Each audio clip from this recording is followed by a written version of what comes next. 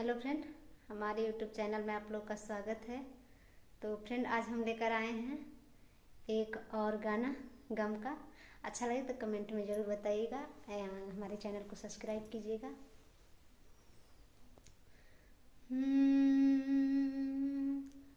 साजा सवार के सोरहो सिंगार में बेचताड़ प्यार अपन घूमे घूम बाजार में मिली हमारा लेखाना कौन यार गोरिया भले मिली तोहर बहुते खरीदार गोरिया भले मिली तोहर बहुते खरीदार गोरिया रूपवा के दौलत हरदम न रहेला पक के मकान एक ना एक दिन ढहेला रूपवा के दौलत हरदम न रहेला पक के मकान एक ना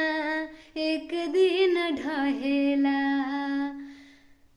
ओह दिन के हो अपने याद पारे रूपवा के पानी जह दिन झारी ओह दिन के हो अपने याद पारी ओह दिन रहे नहीं के हो पुछनिहार गोरिया भले मिली तोहर बहुते खरीदार गोरिया भले मिली तोहर बहुते खरीदार गोरिया साज सवार के सोरहो सिंगार में बेचताड़ प्यार अपन घूमे घूमे बाजार में मिली हमारा लेखाना कौन यार गोरिया